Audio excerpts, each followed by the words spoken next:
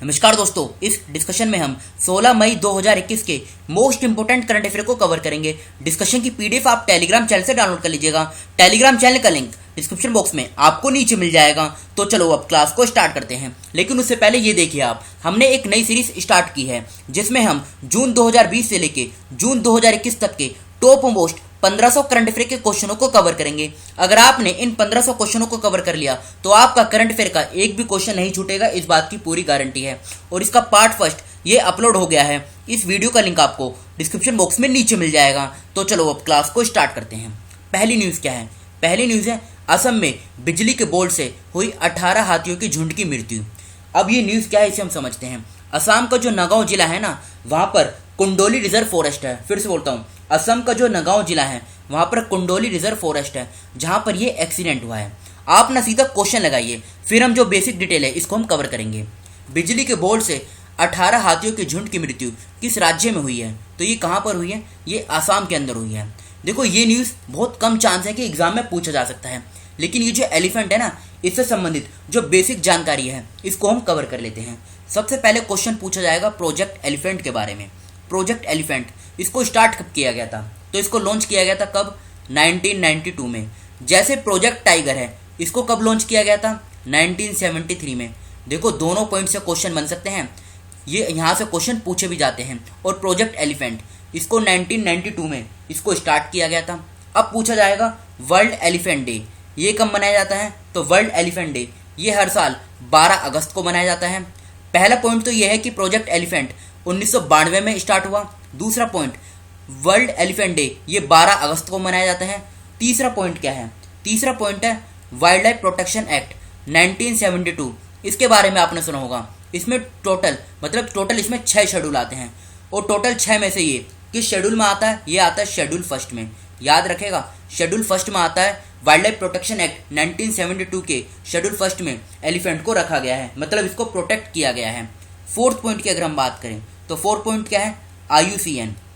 IUCN की red list में किस कैटेगरी में आता है? तो ये आता है एंडेंजर्ड कैटेगरी में। तो ये 4 पॉइंट आप याद रखेगा। ज़्यादातर ये जो शुरू के 2 पॉइंट है ना, ये मोस्ट इंपोर्टेंट है, क्वेश्चन यहाँ से बनता है। बाकी अगर क्वेश्चन थोड़ा ट्रिकी बनाना हो तो ये थर्ड और फोर्थ पॉइंट यहाँ से भी क्वेश्चन पूछा जा सकता है। तो फर्स्ट क्वेश्चन का बी ऑप्शन सही है, आसाम।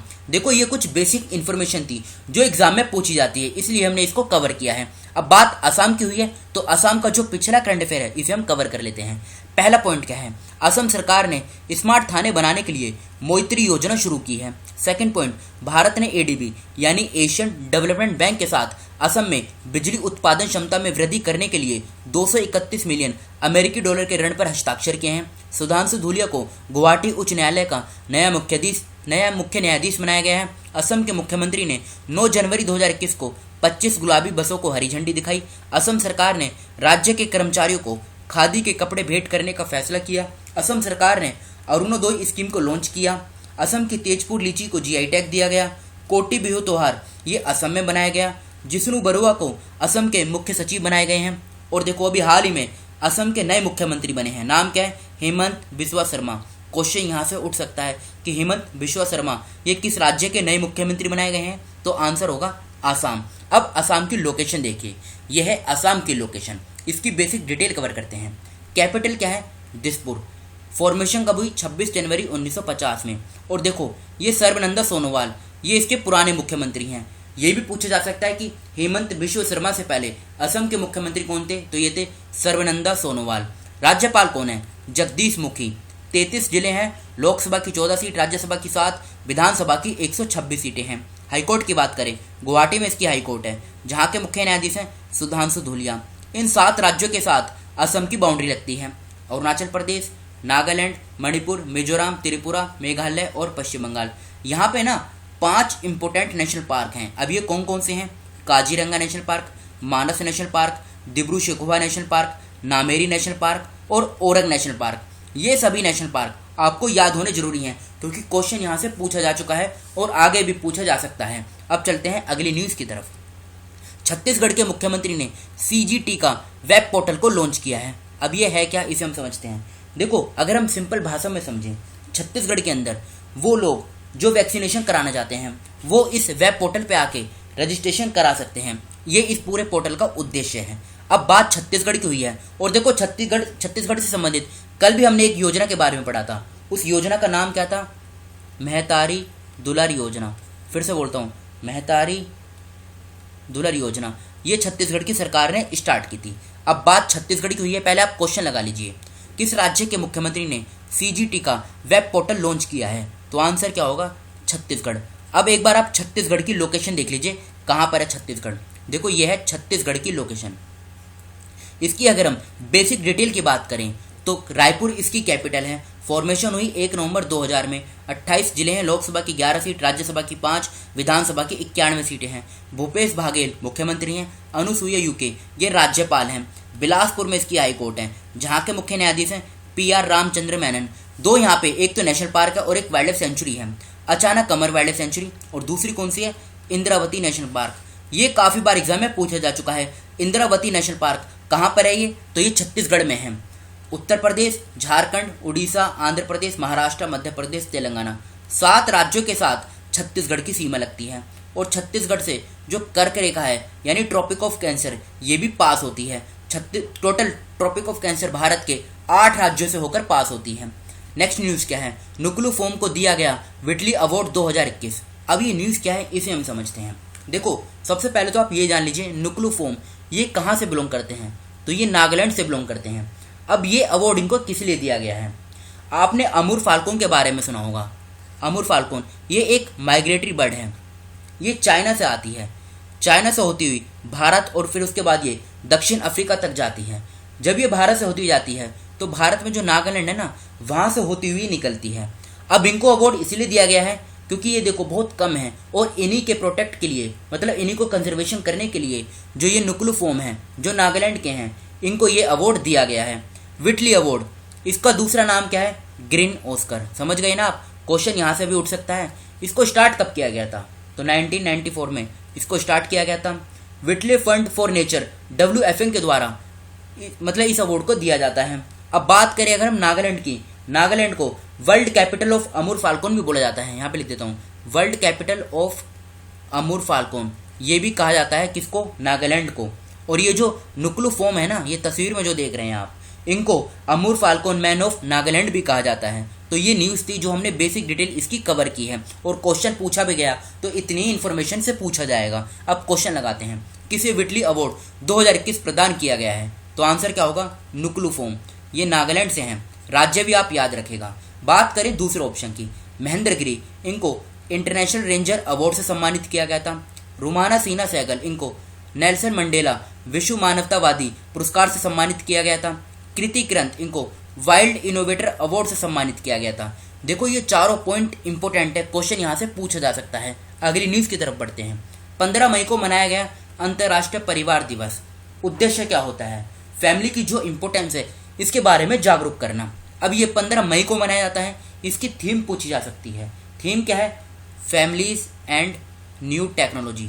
फिर से बोलता हूँ, फैमिलीज एंड न्यू टेक्नोलॉजी, ये इसकी थीम है। अब आप एक क्वेश्चन लगाइए, प्रत्येक वर्ष अंतर्राष्ट्रीय परिवार दिवस कब मनाया जाता है? तो ये कब मनाया जाता है?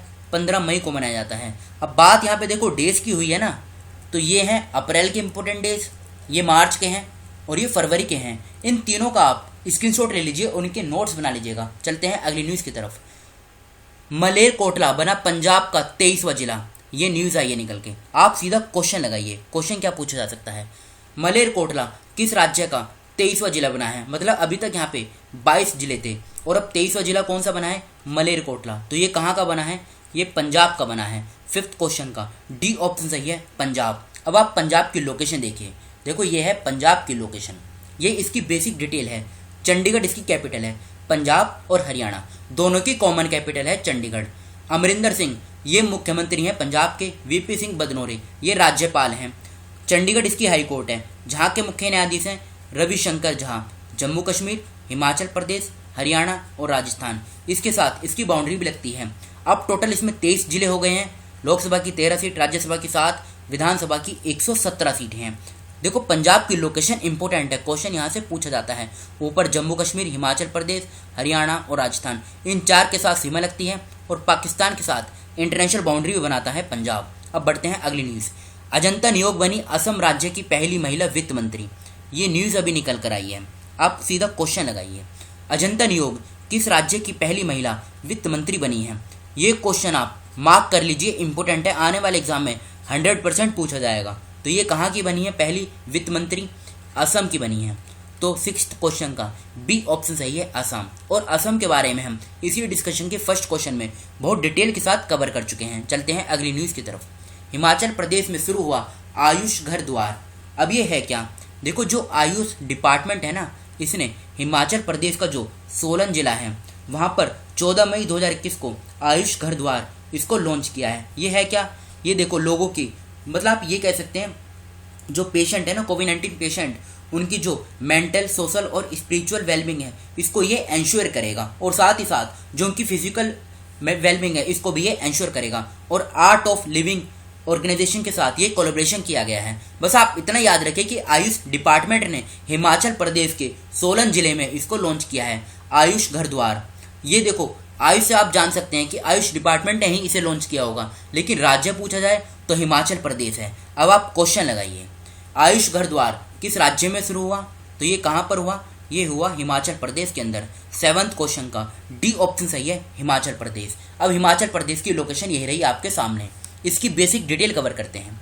इसकी 2 कैपिटल हैं, समर जो इसकी शिमला कैपिटल है, सॉरी शिमला इसकी समर कैपिटल है, दूसरी है धर्मशाला, ये इसकी विंटर कैपिटल है।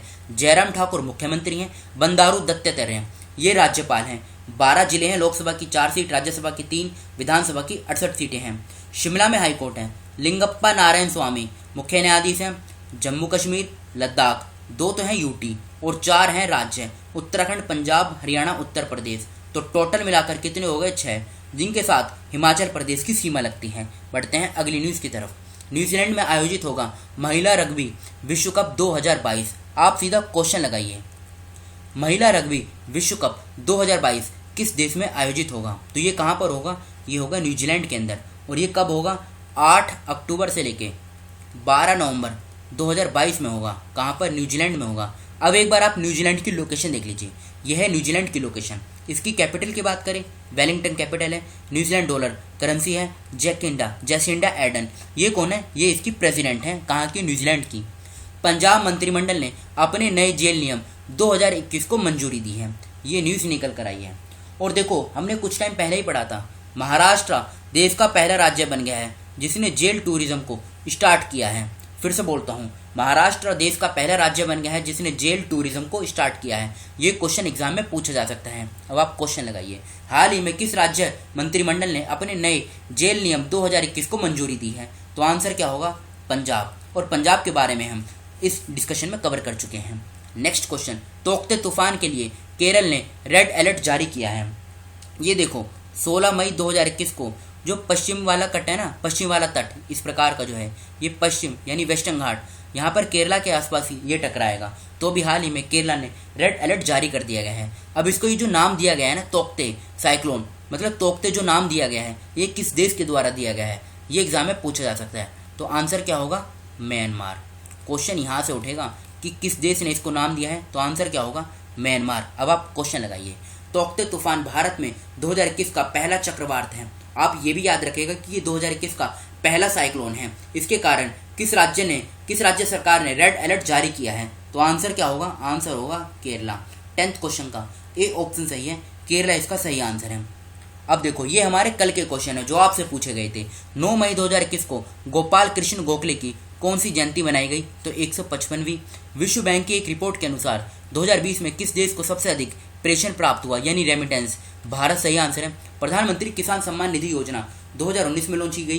के राघोतमन का मई 2021 में कोविड-19 के कारण निधन हो गया। मैं निम्नलिखित में से किसके पूर्व निदेशक थे? तो सीबीआई सही आंसर है। किस राज्य की पुलिस ने कोविड मरीजों की मदद के लिए मिशन हौसला शुरू किया है? तो उत्तराखंड पुलिस ने स्टार्ट किया है। अप्रैल 2021 के लिए ICC women's player of the month किसे चुना गया? तो एलिशा हेली, ये ऑस्ट्रेलिया से हैं जिनको अभी हाल ही में इस पद के लिए चुना गया है, ICC women's player of the month April 2021 के लिए। अब ये हमारे आज के क्वेश्चन है जिनका आंसर आपको बताना है। निम्नलिखित में से कौन सा देश क्वाड समूह का सदस्य नहीं है? क्वाड में टोटल 4 देश आते हैं। अब ये 4 देशों का नाम आपको बताना है। महतारी दुलर योजना किस राज्य से संबंधित हैं? इसको तो हमने इसी डिस्कशन में कवर भी किया है, अगर आपने अच्छे से सुना है तो। मई 2021 में योवेरी मुसेवेनी ने किस देश के राष्ट्रपति के रूप में शपथ ली है? मई 2021 में एस बालचंद्रन को किस देश में भारत के अगले राजदूत के रूप में नियुक्त किया गया है?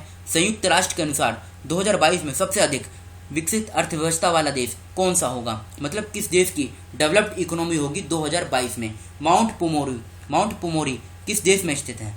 तो इन 6 क्वेश्चनों का आंसर आपको कमेंट बॉक्स में खुद से बताना है। तो फिलहाल इस डिस्कशन को हम यहीं पर रोकते हैं। Thank you.